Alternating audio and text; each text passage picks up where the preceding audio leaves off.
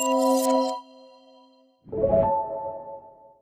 अपनों भी जब बुढ़ापो आवे जने चेत जानो। जरूरी नहीं है कि मुकुट सबके सर पे धारण किया हुआ, वो तो उस समय की बात है, त्रेता युग की बात है, तो मुकुट वुकुट सब वो एक वेशभूषा थी, ऐसा ही ड्रेस कोड होता था।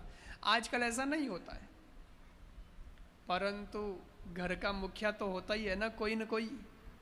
तो जब घर के मुखिया को उम्र आ जाए कि अब नहीं भैया अब तो उम्र आ गई है, पर तो ही वो दुकान धंधो फैक्ट्री ऑफिस हैंग माते नजरा गड़ान राखे, आप रे हाथ में चाबी राखे, तो वो ने कहवे कथा कि हमें बुढ़ापो आएगो है, थोड़ा हाथ पगी नहीं अंबड़े, चाबिया कई अंबाड़ो, हमें छोरा ने हुपो एन थे वो जाओ फ्री।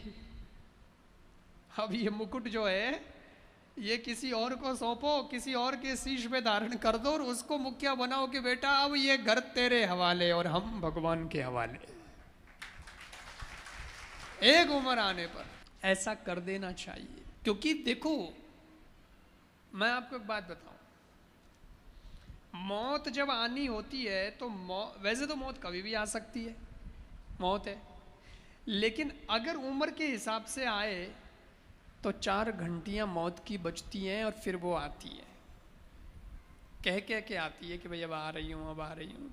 तो मौत की 4 घंटियां बजती, उसमें पहली घंटी बजती है काले बाल सफेद हो जाते हैं।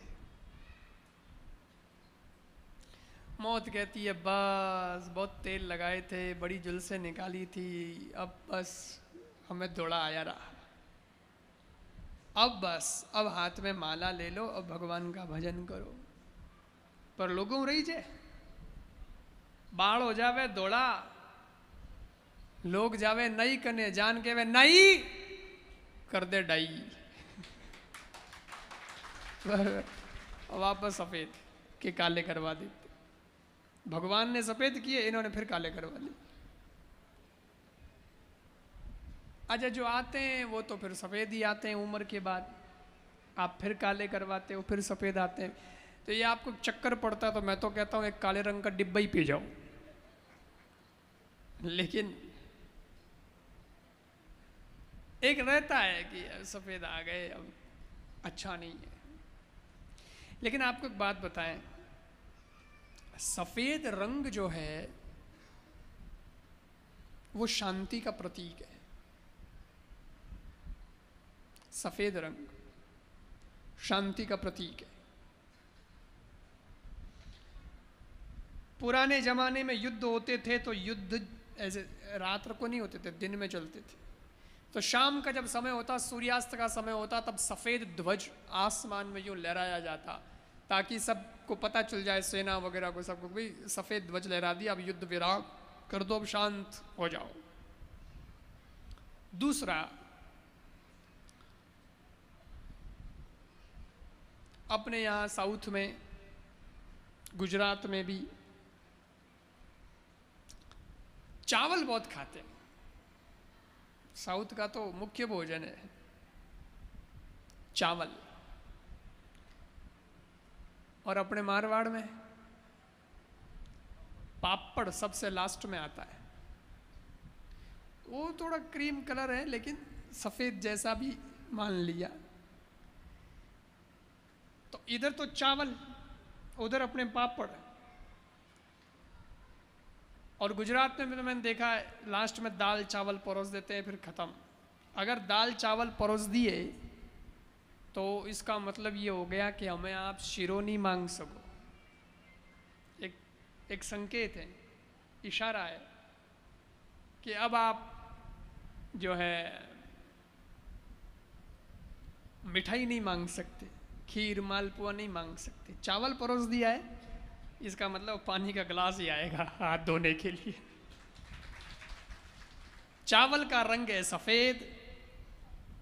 और अपने मारवाड़ में अगर पापड़ परोस दिया है थाली में तो इनो मतलब वो है कि हमें शर हो गयो है कि हमें हाँ चलू करो, पापड़ पर दियो बचे कहीं चीमो। और इधर सफेद बाल, ये भी सफेद। और ये कह रहे हैं कि जैसे चावल सफेद परोस दिए तो फिर दूसरा कुछ नहीं, अब हाथ धोना है, थाली को हटाना है। और वैसे ही सफेद बाल कह रहा है कि राजा साहब आप तो राजा हैं, भोग की कोई कमी नहीं है आपके पास, लेकिन अब सफेद बाल आ गया है, इसलिए भोग की थाली को ठुकराओ और भगवान की माला हाथ में उठाओ। एक घंटी बज गई जो ये सचेत करती है कि हमें भगवान की ओर अब लगना चाहिए। पर आदमी सचेत हुआ नहीं। पहली घंटी बज गई, कोई फर्क नहीं पड़ा, तो दूसरी घंटी बजी। दूसरी घंटी ये बजी कि आंखों से दिखाई देना कम हो गया। मौत कहती है संसार को बहुत देख लिया, अब अंदर की आंखें खोलो, अंदर देखो मैं क्या हूं, मैं नित्य हूं, मैं शुद्ध हूं, मैं परिशुद्ध हूं, मैं शरीर नहीं मैं आत्मा हूं। भीतर देखो, अंदर देखो। पर लोगों से रहा नहीं जा नहीं, दुनिया घनी देखनी, नवी नवी की चीज़ें बन गई, मार तो जो देखनी बाकी रहेगी ना, क्यों दिखे नहीं, अब कई करो तो नजर और चश्मो लगावे इन बच्चे देखे, नजर के चश्मे से। एक माता जी मैंने पूछियो, महाराज भगवान ने कान क्यों बनाया? मैंने कहा माता जी सुनने के लिए बनाए, कान नहीं होता तो 19 तो की कर। वो तो बरोबर है, सुनने वास्ते बनाया, परंतु जो सुनने वाली मशीन है वह तो मैं फिट है, पचे भगवान बारे इतना मोटा कान क्यों बनाया? मैंने कहा सुनने के लिए बनाए, बोलते तो है नहीं कान, देखते भी नहीं है, सुनते ही है। अरे वो माना महाराज, सब मान लिया, लेकिन फिर भी छोटे से बना देते हम, उसमें भी सुन लेते। इतने बड़े क्यों बनाए? छाजला जो लटकाया क्यों? और सुनती तो जो मशीन है वो तो अंदर सुनती है, ये तो ऐसे ही है। मैंने कहा माता जी मेरे को नहीं पता, अब आप बताओ क्यों बनाए, क्यों लटकाए इतने बड़े कान? तो वो माता जी क्या बोली पता है? कि भगवान ने ठाओ कि आप बुढ़ी हो जावेला, मैंने आँख यारी रोशनी कम कर दूंला, आ मारी बात नहीं मानेला, चश्मो लगावेला, नजरो तो लटका ही कठे है। आटे कोई खूंटिया तो लागण हो रही, तो इतने बड़े कान बनाए कि यहाँ पे चश्मा लटका लेना, तो ये चश्मे का स्टैंड है। मैंने कहा धन्य हो, क्या दिमाग लगाया है। कितनी तरीके से यूज करते हैं लोग कान को। पेन लटकाएंगे कान में, चश्मा पहनेंगे तो वो कान में लटका देते हैं, कुंडल कान में, अंतर वंतर जिनको लगाने का होता है इत्र वगैरह के भाई, तो वो रुई लगा देते हैं कान में। और हाँ, ये कोरोना में मास्क आया तो उसको भी लटकाया कान में, तो बापड़ो कान तो स्टैंड ही जे।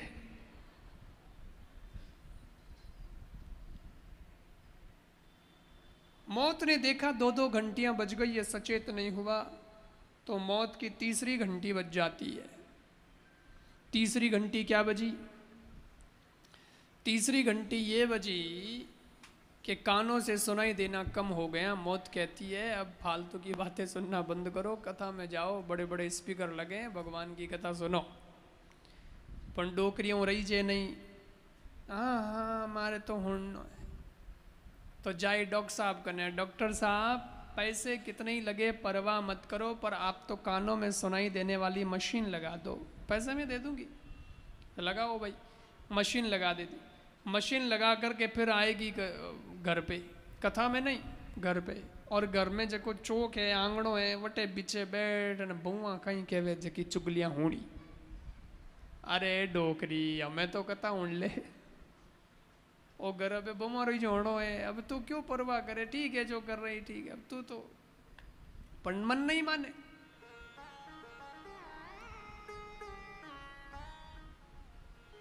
मौत ने देखा 3-3 घंटियां बज गई, ये सचेत नहीं हुआ जीव, तो मौत की चौथी घंटी बज जाती है। चौथी घंटी क्या बजी?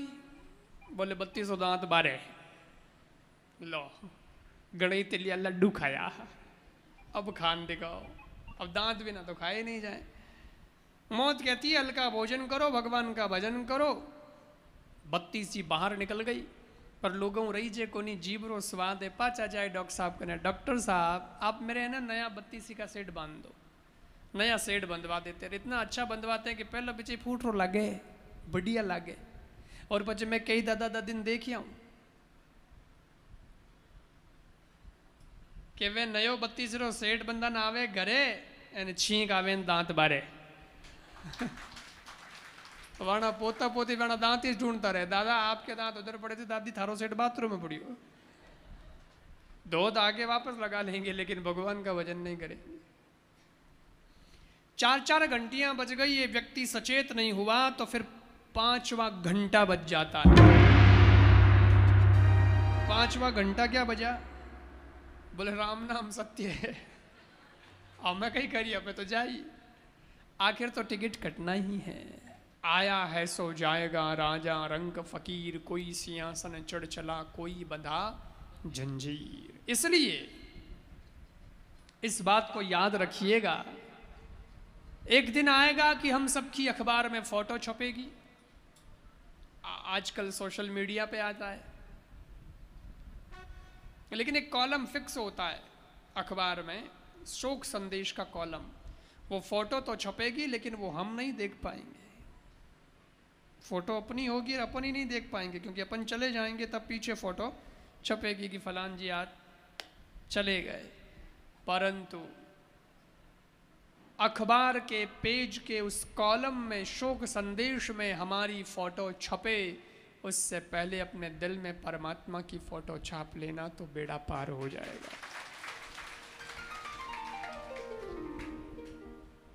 तो जीवन सार्थक हो जाएगा कि हाँ हम कुछ तो जगे, कुछ तो बदले, कुछ तो सचेत हुए।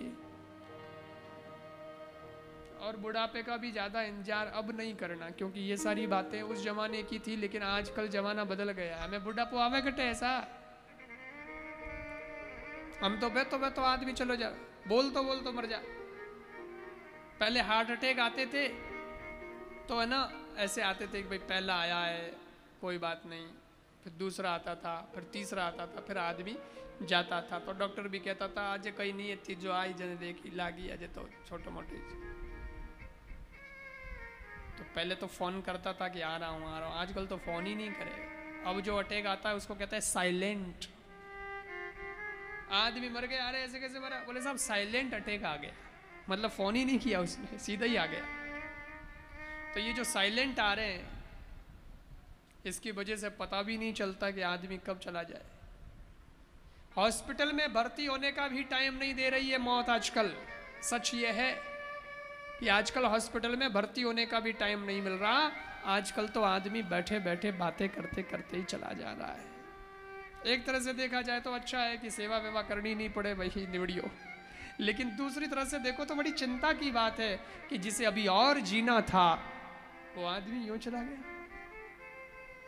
और लोग कह रहे हैं बाद में भगवान का भजन करेंगे। कब करेंगे?